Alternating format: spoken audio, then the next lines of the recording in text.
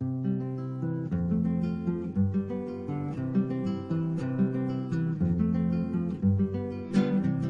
envidia de la virtud hizo a Caín criminal. Gloria a Caín, hoy el vicio es lo que se envidia más. Gloria a Caín, hoy el vicio es lo que se envidia más. Ai. Hola, benvinguts, com sempre, als Singulars. Avui no els parlarem d'economia, ni del G20, ni de Grècia, ni de la prima de risc, ni d'intervencions, ni d'euros, ni d'IVA, que s'apujarà, encara que diguin que no, ni de Merkel, ni de Rajoy. I no ho farem perquè l'economia, encara que a vegades no ho sembli, no és el més important, no. Avui els parlarem de decència i d'indecència, dels amigantes i mangantes, com diu el convidat, i de com hem de viure. I també de la necessitat de pensar, perquè el que ens fa lliures és el pensament, pensament que construeix memòria, sense la qual l'home no seria home. Serà una edició rebel, de paraules rebels, paraules justes, precises, educades i respectuoses. En aquesta crisi hi ha molts economistes i pocs intel·lectuals, pocs pensadors. És l'hora, doncs, de parlar amb un dels grans, possiblement el filòsof espanyol viu més important. Fa 2 anys que li anàvem al darrere i com que sabíem que era impossible, ho hem aconseguit. Ell és Emilio Lledó, un home digne, modest i educat. Li van arribar a dir el flautista d'Hamelin perquè s'emportava tots els estudiants quan feia classes a la universitat. Emilio Lledó, 84 anys, doctor en filosofia, format a Alemanya, on ha estat professor a les universitats de Heidelberg i també a la Laguna, Barcelona i Madrid. Ha publicat diversos llibres i és membre de la Reial Acadèmia Espanyola. Feta la presentació, comencem. Benvingut, estimat professor. Gràcies. Gràcies per ser aquí. Moltes gràcies. De veritat, acompanyi'm, sisplau. Aquesta és la seva cadira, per favor. Professor, segui. Profesor, ¿nos rescata? Bueno, ante esa pregunta tenemos que suponer que estamos perdidos, porque el rescate implica una pérdida previa, ¿no? Nadie es rescatado si no está perdido. Y yo creo que un poco perdidos estamos. Estamos porque hay, lo acaba de decir en la presentación, hay una... Aunque no vayamos a hablar de Grecia, yo voy a hablar en este momento, voy a hablar de Grecia, pero de otra Grecia. Y en los textos clásicos griegos se decía, en las leyes de Platón, en la política de Aristóteles, que hay como 3 niveles distintos. El primero es el cuidado de la psique, del alma, de la mente, como queramos llamarlo, de lo que somos. El segundo nivel es el cuerpo, porque somos naturaleza, somos mamíferos como los otros mamíferos. Y el tercero y último lugar es la riqueza, el dinero, los bienes. Una nación, un país, un mundo que interfiere esos 3 niveles y pone la economía, pone el dinero como el bien supremo, es un mundo perdido. Un mundo aniquilado, un mundo sin esperanza. Por eso, yo alguna vez he pensado que la memoria, para recobrarnos, para rescatarnos, la memoria es fundamental. Yo creo que no hay futuro, nunca, en la existencia humana, en la vida humana, si no ponemos la memoria por delante. ¿Cómo iba a vivir? Lo digo esto porque estoy oyendo con tanta insistencia la memoria. Hay que olvidar porque se abren heridas, que se van a abrir heridas. Lo que abre heridas es el silencio. Lo que mata es el querer olvidar, el olvidar de hecho. Si yo esta mañana me hubiera levantado, porque somos memoria, porque somos lenguaje. Si yo esta mañana me hubiera levantado y no supiera quién soy, si no tuviera la memoria, no la memoria antigua, vieja memoria de mi vida, ¿no?, sino la memoria inmediata de ayer, que sabía que tenía que venir aquí, pues O sea, somos realmente memoria y nuestro cuerpo nos acusa esa memoria. Yo tengo aquí una pequeña cicatriz que me hice cuando niño en la mano y bueno, pues el cuerpo conserva, mantiene, agarra lo que hemos vivido. No digamos la mente, no digamos la inteligencia. ¿Y por qué quieren que olvidemos las cicatrices? Pues yo creo... Porque ahora tenemos muchas cicatrices. Enormes, enormes. Pero si solo fueran cicatrices, lo que no se puede hacer con el olvido, las hacemos paradójicamente sangrar. Y yo he pensado alguna vez que esos obsesos de la desmemoria, esos obsesos del olvido, es una forma de justificar cualquier vileza, cualquier estupidez, cualquier maldad, cualquier crimen del presente, con la esperanza de que nunca será recordado. Y eso es, yo creo, una muerte de la sociedad, una muerte de la cultura, una muerte de la persona.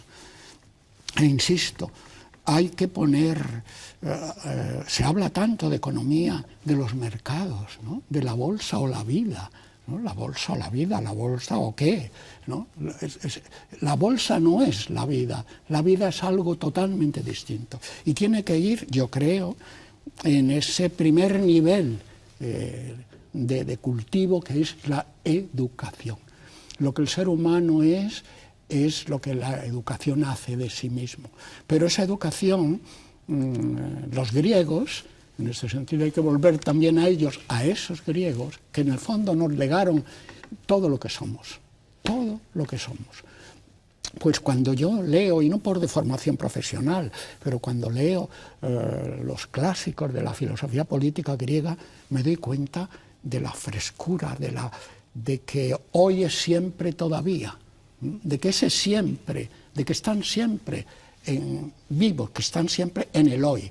Y por ejemplo, pues hay un texto famoso de esos inicios de la filosofía política, en la cual se dice, en el texto ese se dice que la obsesión por la riqueza, la obsesión por la economía, la obsesión por la avaricia, por el dinero, valga la redundancia, porque dinero y avaricia suelen ir juntos, pues corrompe el alma, corrompe la mentalidad de los seres humanos.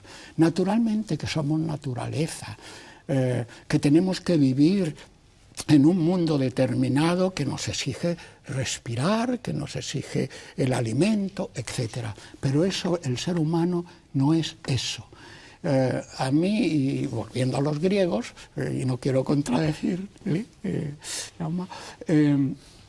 los griegos descubrieron que había, es algo que me ha interesado siempre mucho, que había los elementos, el agua, el aire, el mar, ¿no? Los ríos, el fuego, y que si eso desapareciera, alguna vez lo he recordado, imagínese que dijeran mañana no habrá aire, mañana no habrá agua, nunca más habrá agua, la naturaleza desaparecería. ¿Qué nos importa ya la tecnología? ¿Qué nos importa ya todos los progresos que hemos hecho, indudables, en la instalación en el mundo? Pues bien, paralelamente a esas palabras elementales, como el agua, el aire, el fuego, la tierra que nos alimenta, la tierra que nos sostiene, la tierra que somos, porque también somos tierra y agua. Pues al lado de eso, la cultura, esa cultura griega, ahora convertida solo en la palabra Grecia, por desgracia, convertida en un tema de economía, qué pobreza, qué empobrecimiento. Pues esa cultura descubrió que al lado de esos elementos imprescindibles como el aire, la tierra, el agua, hay otros elementos que se llaman la bondad, la justicia, la verdad, el bien, que eso me temo que hoy podría sonar como utópico. en absoluto. El que piense que eso es una utopía, el que piense que eso no es un futuro, el que piense que naturalmente que no tenemos verdades absolutas, ni bienes absolutos, ni justicias absolutas, pero hay que tender a eso. Por eso en esa foto que he visto ahora al entrar de estos señores que están ahí, del G20 o el G40, no sé qué G es, pues si en alguno de ellos hay una sombra, usted ya me lo ha dicho, de amigantes o amegoides, que tiene que ver con mangantes, ¿verdad? Pues más vale que desaparecieran de ahí, no de la vida, pobres, no somos quienes para condenarlos a nada, pero sí que no nos manden, porque si piensan que están en el poder para aprovecharse de ese poder, para aprovecharse ellos y sus clanes o sus pequeñas oligarquías. Yo alguna vez, y entre paréntesis, he pensado que estamos en una oligarquía democrática o en una democracia oligárquica. Y yo he tenido la suerte, en fin, me molesta hablar de mí mismo, pero uno tiene su propia vida y sus propios recuerdos. Yo he vivido una época que poca gente ya en este país ha vivido, que es la guerra civil. Yo he sido un niño de la guerra civil y he visto la violencia, el fanatismo, la muerte, la injusticia. Lo he vivido, es verdad que con mentalidad de un niño de 8 o 9 años.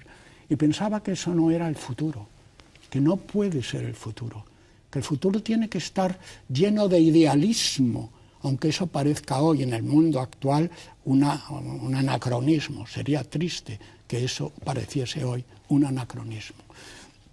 Y ese idealismo es un ataque, valga la expresión, a la ignorancia, a la mentira, a la falsedad, a la inconsciencia, a la desconciencia, a la desconcienciación. Estos días oía en frase de un, no sé si político, que su conciencia estaba tranquila. ¿Qué es eso de la conciencia? ¿Qué es la conciencia? Bueno, hay dos conciencias, en mi opinión. La conciencia con S, porque decimos inconsciente, decimos consciente, la S es aquí, y eso es un saber. Pero luego hay una conciencia a la que se le ha escapado la S, y que es la conciencia moral, la conciencia ética, la conciencia de comportamiento, la conciencia de la vida. Cuando hablamos por teléfono hace unos días, le pregunté a usted, Jaume, de qué íbamos a hablar, y usted me dijo de la vida. Y yo pensé, caramba, qué vaya tema, vaya tema. Y efectivamente, porque esa vida tiene que ser consciente. Y por eso antes hablábamos un momento de cuál es el papel de los filósofos. A lo mejor me estoy adelantando a sus preguntas. No pasa nada. Pero Yo le sigo escuchándole. Justamente a mí lo que me... No, pero llama, córteme. Que no. Aquí no solemos cortar cuando la gente habla como usted está haciéndolo ahora mismo, que es un placer, de verdad. A mí se me ocurría lo mismo que le he dicho al entrar, que ¿dónde están los intelectuales? ¿Dónde están los filósofos? Solo oímos a economistas y a periodistas que sabemos de todo y no sabemos de nada. ¿Dónde están ustedes? Bueno, usted habla de vez en cuando, escribe artículos, pero ¿y los demás? Sí, bueno, yo siempre digo que no soy filósofo, que soy profesor de filosofía, porque filósofo es demasiado maravilloso. ¿Qué más quisiera yo? Que saber comunicar lo que es lo justo, lo que es lo verdadero, lo que es lo bueno, lo que es lo ideal, lo que es el futuro, lo que es la historia, lo que es la vida. Eso es lo que han luchado, por lo que han luchado los filósofos. Yo soy un profesor de filosofía, pero quizá se me ha pegado algo a fuerza de dialogar, porque qué maravilla poder dialogar con Platón y con Aristóteles y con Descartes y con Nietzsche y con Kant y con Hegel y con Pere Galdós, ¿no? Y bueno, y con cualquier otro de los grandes. O con María, o con Ortega y Gasset. O con Ortega, o con Machado, o con Lorca. ¿no? O con Espriu, ¿no? Qué maravilla poder dialogar. Y con esto contesto a la pregunta suya, ¿qué hacen los filósofos? Bueno, yo digo que soy profesor de filosofía, pero me siento un hombre de mi tiempo. En realidad no sé cuál es mi tiempo, porque como ya tengo un tiempo un poco largo detrás de mí... No hay tiempo. No hay tiempo, no. Repito, hoy es siempre todavía, ¿no? Es una expresión maravillosa. San Agustín, hay que vivir el presente del presente. Exacto. Hay que vivir del presente y en el presente, pero al mismo tiempo sabiendo lo que hemos sido. Un pueblo que olvida, se ha dicho muchas veces, lo que ha sido su historia, está condenado a repetirla y además grotescamente. Por eso yo me opongo radicalmente, mi mente se opone radicalmente al cultivo de la desmemoria. El cultivo de la desmemoria es la muerte. Y por eso soy defensor, ¿por qué no? Digo lo que pienso y debo decir lo que pienso. Soy defensor de eso que ahora creo que está deteriorado, que se están quitando, que no está de moda porque es ideologizante, que es la educación para la ciudadanía. Eso es fundamental. Es educación para la solidaridad. Terror, esto es el terror. Claro, porque es mucho... Pero sin embargo... Lo peor de lo peor. Lo peor de lo peor. Sin embargo, muchos de los apóstoles de la no educación para la ciudadanía son sectarios y pertenecen a sectas, póngale muchas comillas, sectas, ideologías que están continuamente educando, en mi opinión, mal educando. Porque la educación es libertad. La educación es posibilidad. Y si de pequeño, lo he pensado bastantes veces, incluso lo he escrito, pero en fin, lo repito ahora, yo creo que uno de los grandes descubrimientos del siglo pasado han sido los reflejos condicionados de Pavlov. Sino eso la historia esa tan maravillosa del perro que suena la campana y aunque no le pongan alimento ya, como le han acostumbrado a poner el alimento en el momento en que, junto con la campana, cuando suena la campana y no hay alimento, segrega jugo gástrico. Pues eso es para la educación un ejemplo maravilloso de la no educación. O sea, si de pequeños nos meten en la cabeza unos reflejos condicionados, una serie de palabras vacías, una serie de conceptos vacíos, a los que respondemos después automáticamente, nos han privado de la posibilidad de pensar. Pero hoy, profesor, recortan en educación, recortan en ciencia y recortan en casi todo. A mí me parece un disparate, porque se podría recortar en otras muchas cosas, pero un pueblo que se abandona en la educación, yo creo mucho en la enseñanza pública y en la igualdad de la enseñanza. En el momento que haya distintos niveles de enseñanza, distintas formas de colegios que no me gusta nada la palabra excelencia, colegios de excelencia, pero excelencia, ¿eso qué es? ¿Qué es la excelencia? ¿Qué es la excelencia? Palabra de moda, por cierto. Palabra de moda, como tantas otras. Una de las frases que me llama la atención es con la que está cayendo. ¿Pero qué está cayendo? Con lo que están haciendo. Eso. Lo que nace es... Ve cómo necesitamos filósofos. Pero no me ha contestado. ¿Dónde están? Pues no lo sé, supongo que dando sus clases, trabajando, los profesores de filosofía. Ya le digo que ser filósofo es una cosa muy seria. Con lo que está cayendo no, con lo que están haciendo. Claro. Hay una gran diferencia. Claro, no cae nada, no cae más que el agua de la lluvia, la nieve y las bombas. Pero las bombas no caen, las bombas nacen, las bombas se producen, las bombas surgen de la tierra, aunque caigan del cielo. No cae nada. Y es una frase que lo escucho continuamente, con la que está cayendo, pero ¿qué es eso de lo que está cayendo? Y que tenemos que tener responsabilidad dicen algunos políticos, pero ¿qué es esa palabra? Responsabilidad es respuesta a unos problemas, pero respuestas de verdad. El político que no se dé cuenta, es curioso que también en esa Grecia que hoy es tan problemática como nación hoy, en esa Grecia nos decía uno de sus grandes, porque inventaron la tragedia, la comedia, la física, ¿no? Pues uno de sus grandes decía que si no nos educamos en esa entrega hacia los otros, el político, el espoudaios, el hombre decente, tiene que apartarse de la política. Y es tanta la intensidad de esa decencia que se plantea en algún texto famoso y hermosísimo, si los filósofos, si los políticos pueden ser felices, sobre todo los políticos, porque su ser es darse a los demás.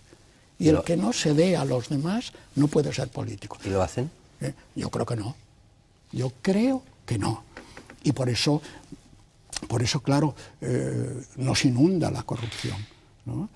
Eso de que el otro día hablando con unos amigos, yo insistía un poco porque uno hay que procurar no ser corrupto, ¿no? Puedes cometer algún error en tu vida, pero tú no puedes, porque la corrupción no es solo corrupción de las cosas, corrupción del dinero, corrupción de la avaricia, la monstruosa corrupción de la avaricia, ¿no? Sino la corrupción de la mente, de la conciencia, lo que decíamos antes, de la conciencia que te corrompe la conciencia y tú ya no sabes quién eres. Por eso toda la estupidez que hagas, todo el egoísmo que hagas, toda la avaricia que cultives, te aniquila.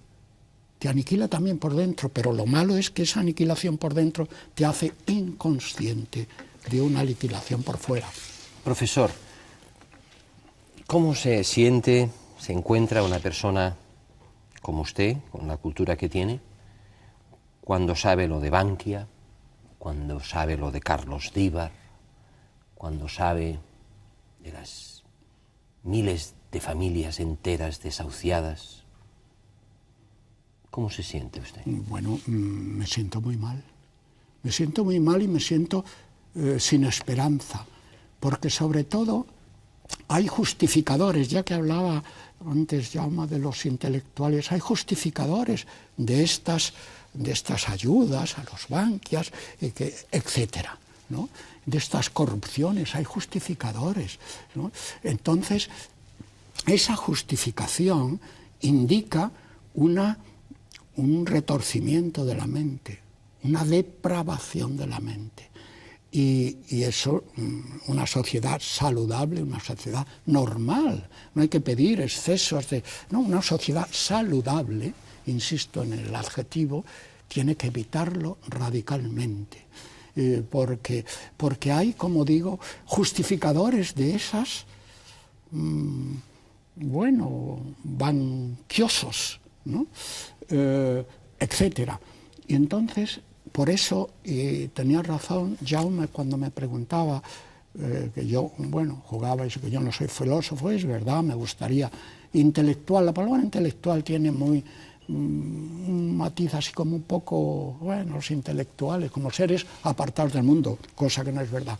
Pero es fundamental que exista gente que piense y que comunique ese pensamiento, porque entonces, si no, vendrán los hechiceros, los farsantes, los mangantes y toda esa morralla nauseabunda del submundo intelectual a pregonarnos lo que tenemos que pensar, a justificarnos los banquiasos, a justificar una serie de corrupciones que no, porque claro, dicen algunos, el otro día hablaba con un expolítico, no es amigo, sigue siendo amigo, me decía, no, es que no hay reglas sin excepción, pero lo malo es cuando las excepciones son tantas que ya no hay regla.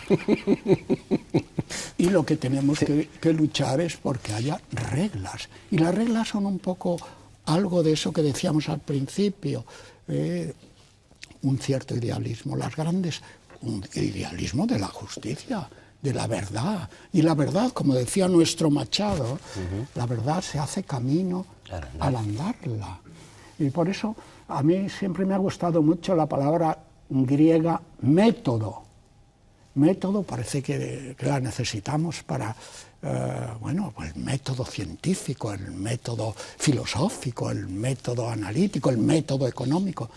La palabra método, en griego, los griegos, aquellos, supongo que estos también, lo sentían como estar en el camino, metajodos, estar en medio del camino. Y la vida, eso que hablábamos el otro día por teléfono, la vida es un camino que se hace al andar, pero que se hace al andar sin descarríos, sin desvíos, sin yendo por cauces en donde sientas una cierta solidaridad con las personas que te acompañan, con las personas que forman tu tiempo. Por eso es tan hermoso el texto aristotélico que dice que uno tiene que quererse a sí mismo, que el principio de las relaciones afectivas es muy bonito porque no tiene que ver nada con el egoísmo. El principio de las relaciones afectivas que tengamos con los demás empieza por la relación que tengamos con nosotros mismos. Pero si yo soy un indigno, yo me tengo que sentir digno, yo tengo que mirarme en el espejo de mí mismo para reconocer en el amigo, el texto es griego, un otro yo, porque el amigo es otro yo, un heteros autos, un alter ego. Como ahora no están las lenguas clásicas de moda, lo digo en griego, heteros autos, y en latín, alter ego. Que, por cierto, que menuda lección el olvido de esas lenguas. Sí. Profesor, la gente de mi generación, supongo que también la suya, nuestros padres nos decían, hay que ser decente, hay que ser digno, hay que hacer el bien. Estudia, trabaja, sacrifícate y vivirás mejor que yo. ¿Qué le dice usted hoy a los padres que no pueden decir esto mismo a sus hijos?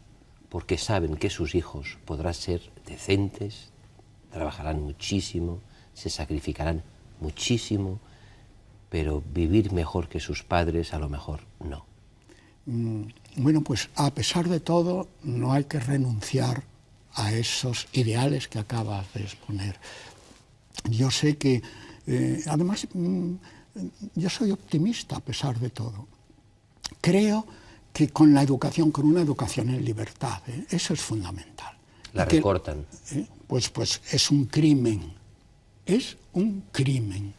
Y yo he tenido la suerte de vivir muchos años fuera de esto que se llama España, de mi país, que duda cabe, de mi lengua. He tenido la suerte de vivir y he visto la potencia que ha tenido la enseñanza pública en países como Francia y como Alemania, por ejemplo. Allí no hay colegios de excelencia, porque la enseñanza procura ser toda excelente. Yo lo he vivido en mis hijos, ¿no? Y aunque yo tengo una experiencia maravillosa, pero la he contado tantas veces y no la voy a contar aquí, pero otra vez, pero sí referirme a ella, porque el primer maestro que yo tuve era un maestro de la República en un pueblecito cerca de Madrid que se llama Vicálvaro, y que la amenaza feroz, monstruosa de las inmobiliarias lo ha convertido ya en un barrio de Madrid. Pero antes era un pueblo alejado, alejado, 14 o 15 kilómetros de Madrid. Y allí tuve un maestro de la República. Yo lo veía como, lo he dicho, es que me siento como un deber de hablar de mi primer maestro. Y don Francisco, que así se llamaba, nos enseñaba la libertad.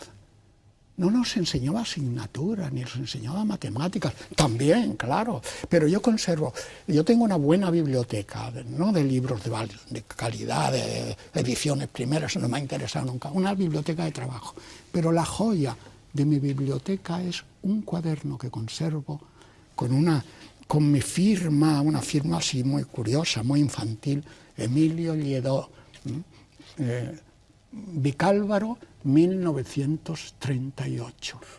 Y en ese cuaderno hay muchas páginas en donde don Francisco nos preguntaba por sugerencias de la lectura. Imagínate a qué nos podía sugerir un pasaje que hubiéramos leído. Pues eso era la creación de la libertad.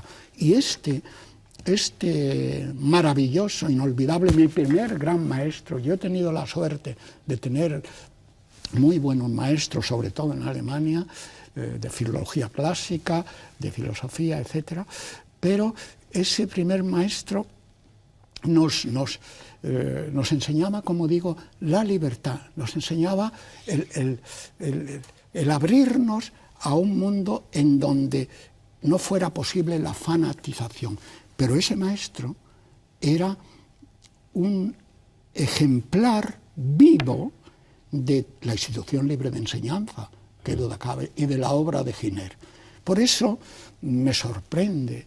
Yo tengo de Giner de los Ríos unos cuantos volúmenes que encontré en una librería de viejo de la edición que se hizo en los años... Empezó en el 16, poco después de su muerte, y se paralizó ya con la guerra.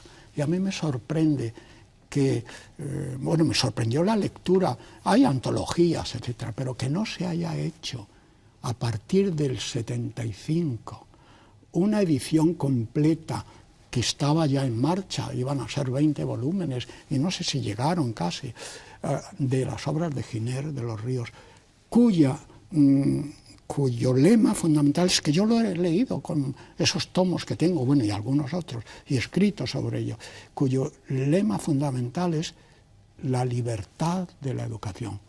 Porque si tú comprimes con esos reflejos condicionados la mente de los seres humanos, la mente de los niños, cuando está tan fresca la frescura de la inocencia, la maravillosa inocencia, por mucho que los instintos de defensa, que también existen, qué duda cabe, pues esa educación es, como digo, en la libertad es fundamental. ¿Por qué a algunos les molesta lo público? Les molesta lo público porque son partidarios de una sociedad clasista, de una sociedad, y es verdad que la igualdad es un problema serio, importante, porque algunas veces hablando con alguien que no tiene que ver el nivel económico ni cultural, tú te das cuenta que no te puedes entender con esta persona, que está, a lo mejor él tampoco te entiende a ti, pero la lucha por la igualdad es la esencia de la sociedad. En el momento, yo el otro día lo pensaba y creo que lo escribí, me sorprendía el que se predique continuamente la libertad de los padres para escoger los centros donde educar a sus niños, pero ¿qué libertad es esa? Y los de los barrios más abandonados del país, de las ciudades, también ser libres, ¿eh? Pueden escoger esos colegios elegantes y ponerle muchas comillas, ¿no? Donde aprenden a jugar al golf y esgrima y otras excelencias, ¿no? Pueden escogerlos también, los padres de las barriadas modestas de Barcelona, de Madrid, de Sevilla, pueden ser libres. Es un mito absurdo. Un mito absurdo. Es el dinero lo que está marcando la diferencia. Y esa diferencia marcada por el dinero, yo creo que es, sobre todo en los niveles de la educación, es una enfermedad social gravísima. Una enfermedad social gravísima. Y el poco dinero que tenga un país, el poco dinero que pueda ahorrar, se puede ahorrar mucho, porque yo no los he visto, pero creo que hay ciudades, en distintas ciudades de España, ciudades de las ciencias, sí, ciudades de no sé qué, y no sé qué mágica, y qué necesidad había, como el famoso ejemplo de creo que era Juan Ramón Jiménez, no estoy seguro, que un poeta le entregó un soneto que acababa de hacer un joven poeta, y Juan Ramón Jiménez, con una cierta, comillas, crueldad, dijo: ¿y qué necesidad tenía usted de haber hecho este soneto? Pues bien, ¿qué necesidad tenían ustedes de haber hecho estas ciudades de las ciencias, estas cosas apoteósicas? Claro, había una necesidad. Haciendo esas ciudades de la ciencia, haciendo esos edificios que no valen para nada, se ha enriquecido gente. Ha habido los amigantes, es que a mí me gusta mucho la palabra amigante porque tiene que ver con mangante, ¿no? Acaban lo mismo. Pues los amigantes, hay gente que se ha enriquecido con eso, aunque estés vacía. ¿Qué importa hacer un aeropuerto donde no haya aviones, ¿no? Y qué responsabilidad del político, ¿verdad? Qué responsabilidad. Es posible que no piense en qué pensará para justificar eso. ¿Cómo habrá corrompido? Ponerle comillas, y yo no soy yo quien dictamino sobre la corrupción de los demás, no soy ningún moralista, quisiera ser moralista conmigo mismo, pero ¿cómo justificarán esos desvíos? A no ser por una corrupción mental. ¿Por qué les votamos entonces? Eso sí que no lo entiendo, a no ser que estemos nosotros también un poquito corruptos, o al menos mentalmente, que no sepamos escoger, que no sepamos distinguir, y que pensemos solo en las ventajas miserables, repito, miserables tiene que ver con miseria mental también, que podamos sacar de esos votos. Yo creo que un país no tiene remedio si no se expande otra masa ideológica, otro río de ilusiones, otro río de esperanza, otro río de justicia, etcétera, etcétera. Profesor, perdone. No, diga. Profesor, son muchos los seguidores de este programa que casi siempre nos preguntan: ¿y qué podemos hacer? ¿Cuál es la solución? La solución es, primero, no votar nunca a nadie que tenga el más mínimo atisbo de convertirse en un corrupto. Es verdad que eso es difícil de saber, pero no es tan difícil. En el momento, yo creo que se ha hablado mucho. El otro día discutía con un amigo muy inteligente que está ideológicamente en otro punto distinto al que yo estoy, porque yo sé al país al que pertenezco. Yo sé muy bien a qué país pertenezco. Yo sé cuál es mi identidad democrática. Mi identidad democrática se expande, rompe los niveles de este país en el que estoy, que dicen que es el mío. Bueno, estoy en mi lengua, pero mi identidad democrática rompe esas fronteras. Entonces, este amigo con el que yo hablaba, dialogaba, casi discutía, me decía, no, es que el hombre es un lobo para el hombre y el egoísmo. Esa es una de las grandes memeces, y permítanme la palabra, de las grandes vaciedades del submundo intelectual, eso de los predicadores, para justificar guerras, etc. El impulso del hombre, aparte de que el texto famoso viene de algo mucho más inocente que la utilización agresiva que se hace de ello, el impulso amoroso, el impulso de la amistad, el impulso del cariño, el impulso de la solidaridad es 1000 veces más poderoso que el impulso del odio. Pero claro, para los odiantes, para los cultivantes, amigantes del odio, eso no les conviene. Porque claro, en el momento que han sido educados de otra manera, que tienen otro poder, que tienen otras posibilidades de apoderarse de lo público, entonces claro, los otros, los demás, los pobres, estamos totalmente perdidos. Por eso, perdidos no, casi perdidos. Por eso me da risa, si no me diera ganas de llorar, dejémoslo en risa. Cuando escucho a algunos prohombres del capitalismo en nuestro país, o ciertos medios poderosos, decir, matricúlese usted en esta universidad, porque nada más que acabe ya tendrá su trabajo, ya la empresa le acogerá. Eso es la muerte de la vida universitaria. Hay dos textos largos, y siento no haberlos traído porque merecía la pena leerlo. Uno de Machado y otro de Walter Benjamin. Y el de Machado dice, este pueblo entristecido y luminoso, merecía una burguesía mejor. Esa burguesía corrompida por el bajo nivel de sus universidades, cito Machado, y por el pragmatismo eclesiástico, enemigo de todas las grandes actividades del espíritu.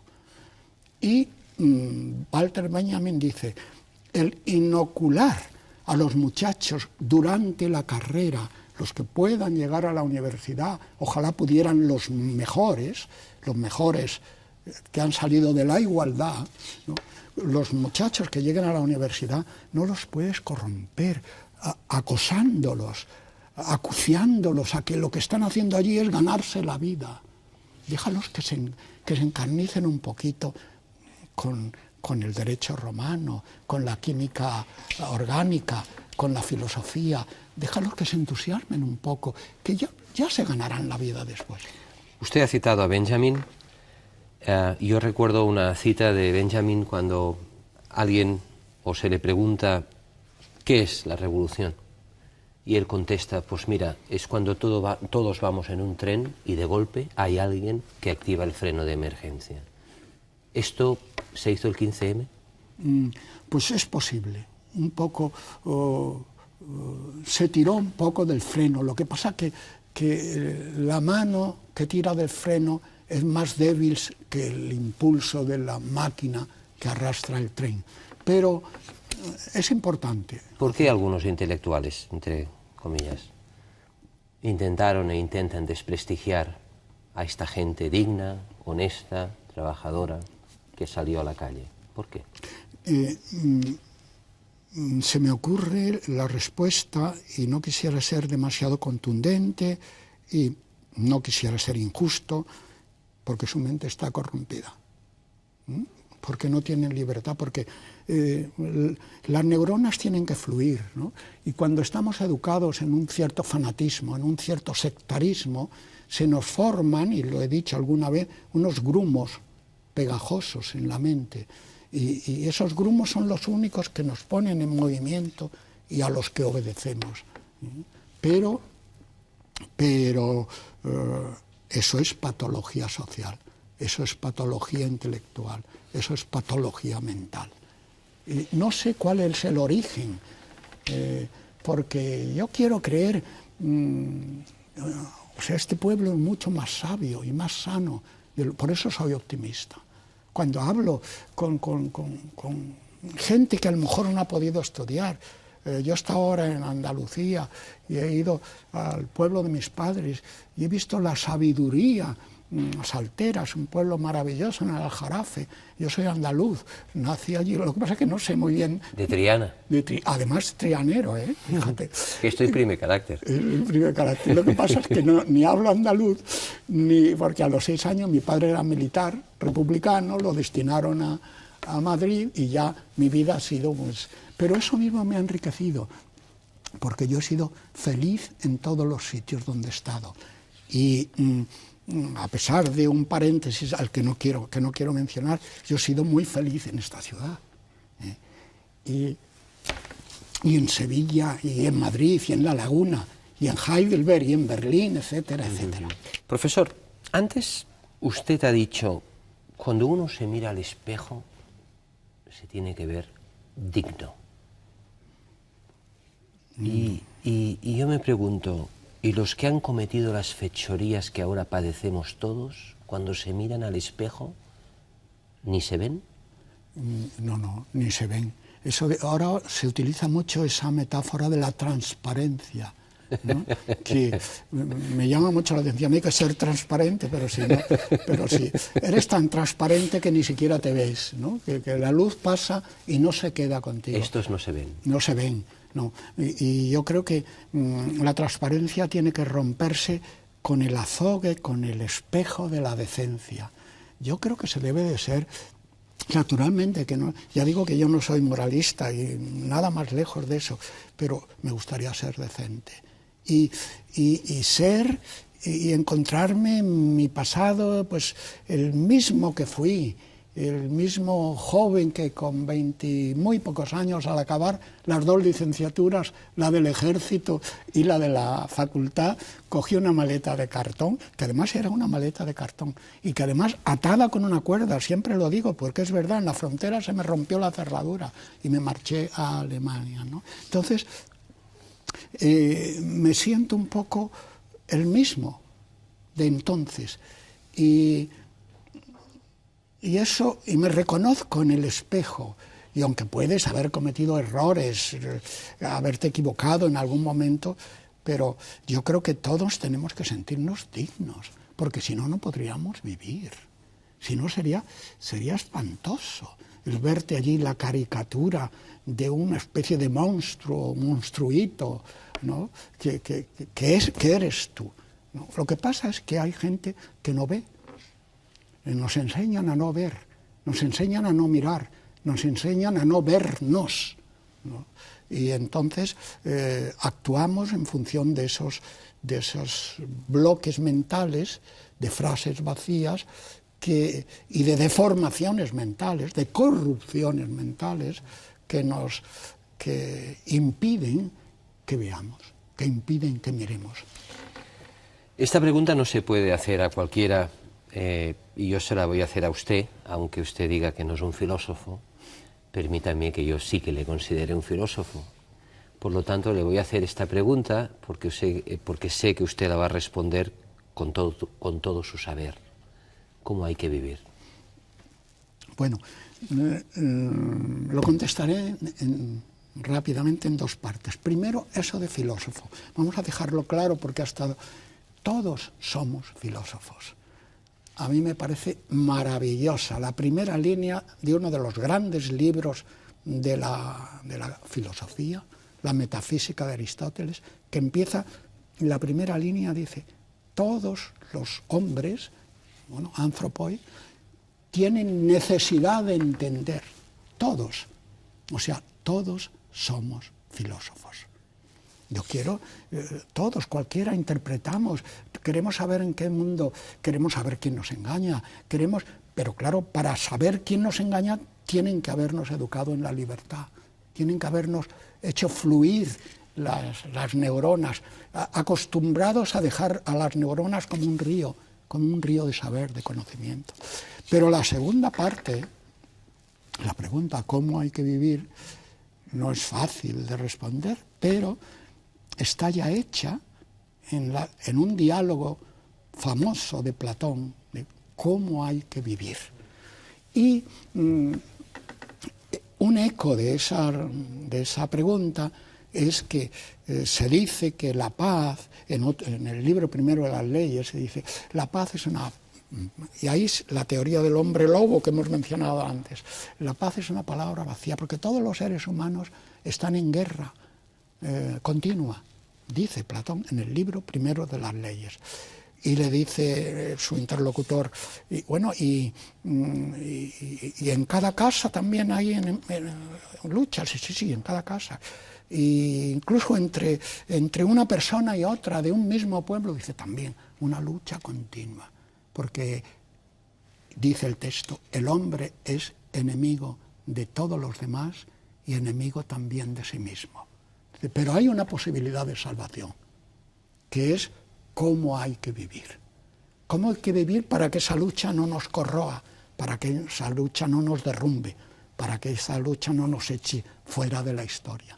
Y la única solución es la educación en la igualdad, la educación en la libertad y el combate más decidido contra el sectarismo y la fanatización. En el momento que tú has fanatizado a un individuo, lo has vaciado la mente y le has metido, hay 4 o 5 grumos pringosos, pegajosos, en fin, negativos de fluir, de la fluencia, la fluencia, pues has convertido a un ser humano en un monstruo. Y lo que los seres humanos somos es, no creo yo, lo creía un filósofo muy importante, uno de los de verdad, se llamaba Manuel Kant, que lo que los seres humanos somos es lo que la educación hace de nosotros. Por eso yo defiendo la educación en la igualdad. Me parece grotesco, ese adjetivo, bueno, sustantivo en este caso, excelencia y excelente. La excelencia empieza por uno mismo y de otra manera. Profesor Emilio Lledó, ha sido un placer tenerle aquí en el programa Singulars. Hemos de poner el punto y final a esta interesante conversación o entrevista, como usted quiera llamarle. Conversación. Pero podríamos habernos enrollado mucho más. Para mí no hay ningún problema, lo que pasa es que luego nos riñen. Claro, hacen muy bien. Nos riñen porque nos pasamos de tiempo. Déjeme acabar diciéndole algo que me sale del corazón. Gracias por existir. De verdad. Gracias. Gràcies a ti. I a vostès, gràcies també per la seva atenció. Sàpiguen que hi poden dir la seva en el blog del programa tv3.cat/singulars. Gràcies. Sag mir, wo die Blumen sind, wo sind sie geblieben? Sag mir, wo die Blumen sind, was ist geschehen? Sag mir, wo die Blumen sind, Mädchen pflückten sie geschwind. Wann wird man je verstehen? Wann wird man je